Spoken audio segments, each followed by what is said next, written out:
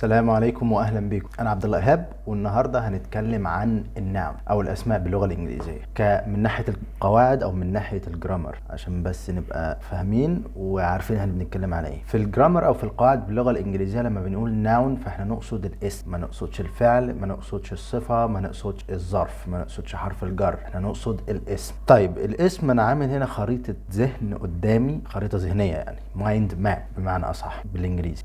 بتنقسم الى فروع كتير، وده بسبب الاسم. يعني الاسم ليه فروع كتير. اولا عندنا حاجه اسمها الكومون ناون. الكومون ناون ده بمعنى الاسم الشائع.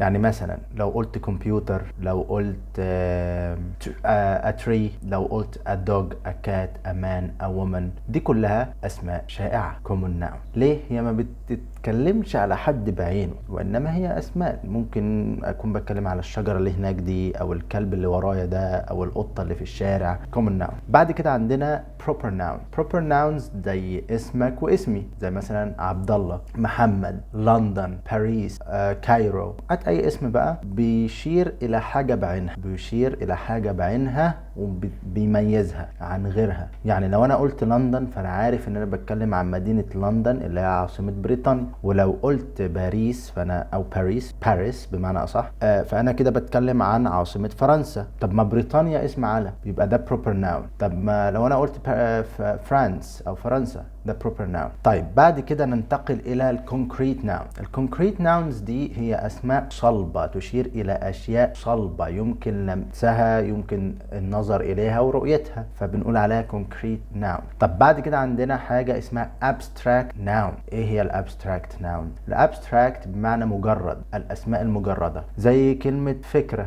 ايديا. هل انا اقدر المس الايديا؟ ما اقدرش. يبقى من صفات الابستراكت ان انا ما اقدرش المسها وما اقدرش اشوفها بعيني. الافكار كلها ابستراكت. فكره الحب، العداله، المساواه، اللي هي الحاجات المجرده اللي ما اقدرش امسكها في ايدي او اشوفها بعيني. تمام، هي مجرد حاجات مجرده. بعد كده عندنا هنا الكاونتبل ناون. الكاونتبل ناونز هي الاسماء التي يمكن عدها، وتنقسم الى اسماء مفرده يمكن ان احنا نجيب منها الجمع. يعني هي بتبقى مفرد نجيب منها الجمع. تمام. طيب بعد كده عندنا يعني لو هنقول برضو على الكاونتبل ناونز اللي هي الاسماء التي تعد، فنقدر نقول برضو ان احنا نقدر نعدها، على عكس الانكاونتبل. الانكاونتبل بتشير الى حاجات ما نقدرش نعدها. زي ايه؟ بالنسبه للانجليزي يقول لك مثلا الرز، رايس، مش هنقعد نعده، يعني مش هنجيب الحبايه حبايه ونقعد نعدها، فبالنسبه لهم ده uncountable. طب ايه تاني uncountable؟ عندنا مثلا الميه. هل حد يقدر يعد ميه؟ احنا نقدر نعد زجاجات الميه، فده countable، الزجاجات نفسها، انما ما نقدرش نعد الميه نفسها. هتعدها نقطه نقطه. طب هنقيم النقطه دي ازاي؟ هل هي النقطه الكبيره، ولا نقطه المطره، ولا نقطه الندى، ولا نقطه ايه بالظبط؟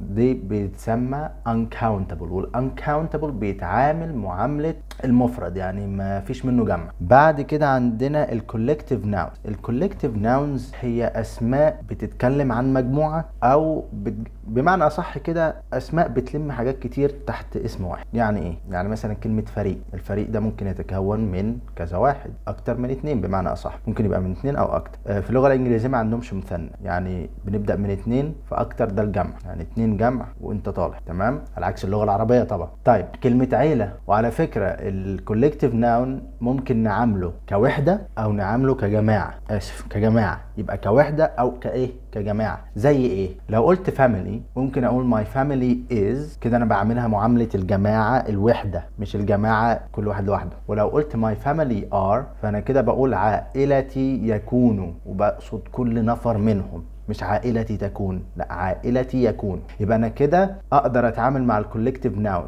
اما كشيء واحد، وحده واحده، او كوحده بس بتكلم على كل من فيها. دي كده الكولكتيف ناون. طيب الفانكشنز بقى ايه هي؟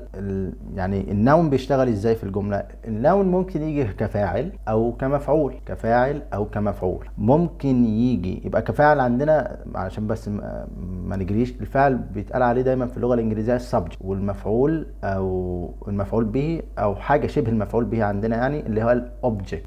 ممكن ممكن يبقى compliment. الكومبلمنت ده عبارة عن اسم لو كان جاي كاسم. يعني الكومبلمنت هي الفكرة بتاعتها ايه؟ هي الحاجة اللي بتيجي بعد الفعل، مثلا نقول الفعل is، بتستخدم لإضافة معنى أكتر وصفات أكتر للفاعل. تمام؟ ده الكومبلمنت. الكومبلمنت دايما بيجي مثلا بعد الفيرب تو بي لو احنا استخدمناه للوصف. يعني مثلا I am a man، كده أنا أول حاجة كومبلمنت كلمة man، ده اسم. I am a teacher، كده أنا ضفت كمان معلومة بعد am لإيه؟ لآي. فدي فكرة الكومبلمنت. هي حاجة زي إيه؟ أنا بمدح بستخدمها عشان المدح، بمدح بيها الفاعل. نفكر بقى بالطريقة دي برضه. أو الملكية، البوسيشن، الملكية اللي هي بعد ما يكون جاي اسم وبعدها apostrophe اس الملكية. apostrophe اس الملكية دي ما بتتفكش، هي دايما كده apostrophe اس ملكية أو اس apostrophe على حسب لو كان الاسم جاي جمع، ولا تفاصيلها الأخرى. يعني يبقى احنا كده جبنا كل تفاصيل الناونز في اللغة الإنجليزية. طبعا ما فرعناش لازاي نجيب المفرد وازاي نجيب الجمع وايه الفرق ما بين المفرد والجمع. طب والنكره والمعرفه، الديفينيت والانديفينيت. الانديفينيت يعني نكره وديفينيت يعني معرفه.